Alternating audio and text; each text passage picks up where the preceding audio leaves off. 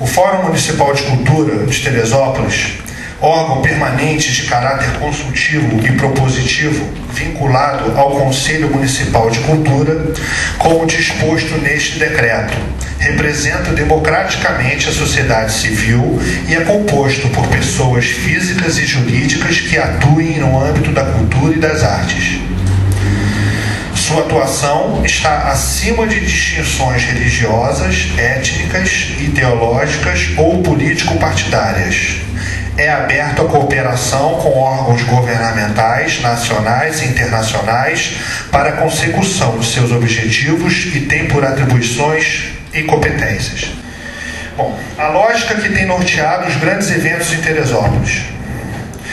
Durante todo o ano de 2010 e também durante algum tempo de 2009, em que a cidade inteira sonhou com uma revolução em todos os setores da vida teresopolitana, os artistas da cidade ouviram de servidores ligados à Secretaria de Turismo, mais especificamente ao núcleo de eventos, que existiria uma filosofia dos novos gestores públicos, na qual os artistas da cidade seriam incluídos em todas as festividades promovidas pela Prefeitura Municipal de Teresópolis.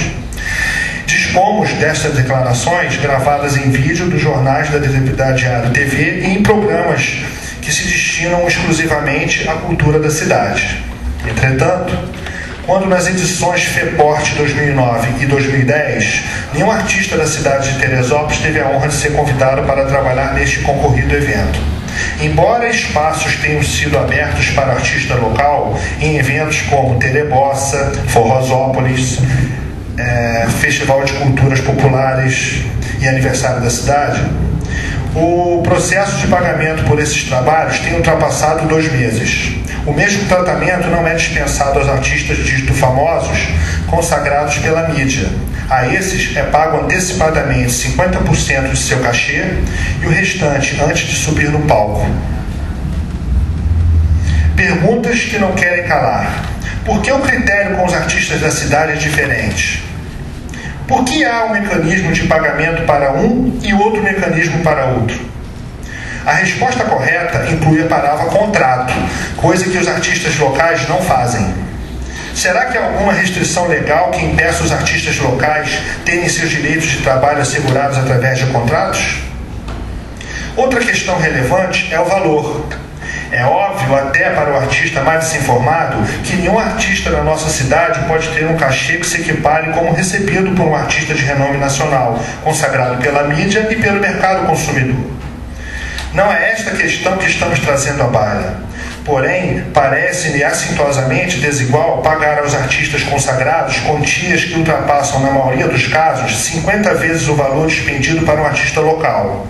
Sinceramente, temos extrema dificuldade de entender essa lógica que reserva um montante considerável do orçamento do município, oriundo dos tributos arrecadados da sociedade teresopolitana, que, nesse caso, vai irrigar a economia de outras cidades e até de outros estados. E o artista da terra ainda é obrigado a financiar essa lógica perversa.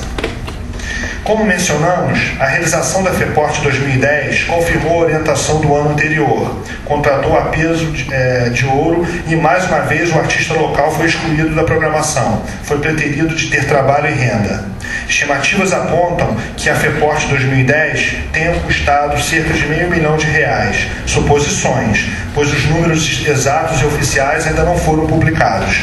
Acreditamos que 10% deste valor bastariam para contratar um significativo plantel de artistas locais, quantia que reverteria para a própria economia do município, incrementando um círculo virtuoso de crescimento e consequência de geração de trabalho e renda, aumentando a arrecadação de impostos, mas não é isso que tem acontecido.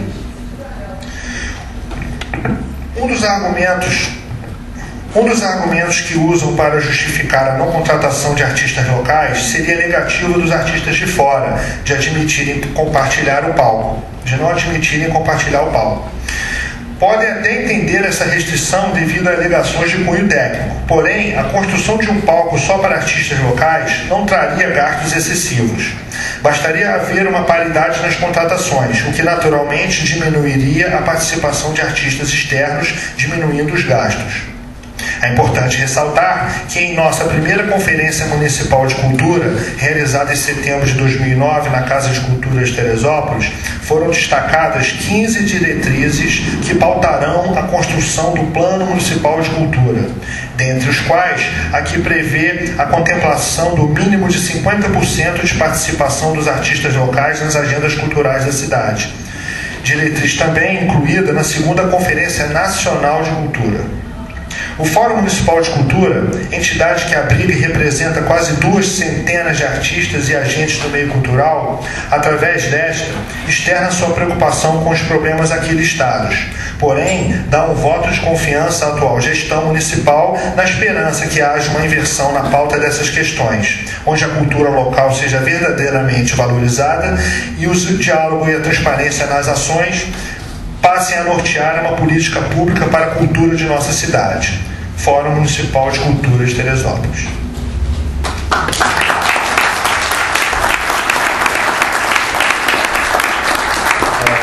Bom, essa foi a carta elaborada democraticamente em plenária. A gente precisa reconhecer os avanços que aconteceram, o Léo citou alguns, né? Principalmente com relação às políticas públicas de cultura, né? A conferência, o próprio fórum, né, a participação de alguns artistas em alguns eventos específicos. Porém, existem algumas questões que têm emperrado sobremaneira esses avanços, né? E acho que é isso que a gente precisaria discutir hoje aqui, né, com o espírito desarmado, que eu acho que é o mais importante, né, porque, na verdade, a gente está interessado no bem comum e no bem da cidade, no bem da cultura, né? E a gente tem apostado desde o início, né, e continuamos apostando nessa administração, nesse novo modelo de administração municipal. A gente tem praticado um valor, né, nos cachês que realmente estão muito abaixo da realidade, né? E isso aconteceu em função do primeiro ano de governo, né? Os artistas deram a mão para a prefeitura, né? Foram solidários com a prefeitura, com um apelo que nos foi feito de que não havia dinheiro em caixa, de que a prefeitura passava por uma situação complicada, né? De ter recebido os cofres públicos praticamente zerados, por tentar sanar as contas, e com a promessa de que no segundo ano os cachês melhorariam. Quer dizer, isso efetivamente não aconteceu. Pelo contrário, né, a gente tem recebido cachês que realmente são praticamente simbólicos, né? E quando a gente imaginou que pudesse acontecer alguma coisa, alguma contrapartida, que seria a FEPORT, para nossa tristeza, nós não fomos convidados a participar, o que motivou esse encontro aqui. Estou aqui para falar, na verdade, em nome do Sindicato dos Músicos do Estado do Rio de Janeiro, e queria especialmente entregar para os nossos secretários esses dois documentos aqui. Um é o Guia do Músico e o outro é o Manual de Orientação para a Contratação de Músicos, né? Que tem toda a legislação pertinente que lamentavelmente não vem sendo respeitada, né?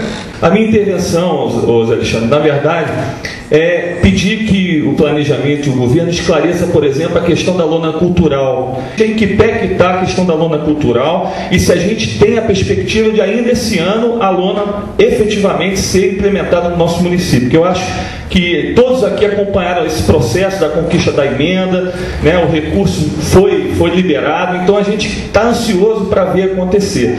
Nesse momento a gente quer construir junto, né, uma nova realidade para a classe artística da cidade. Né? Então, é um momento novo, a gente reconhece os avanços. E a outra questão que também aflige a categoria, que eu sou muito indagado por fazer parte do Partido dos Trabalhadores e ter ajudado a eleger o governo Jorge Maia, é a questão, por exemplo, do regimento interno do Conselho, que foi entregue.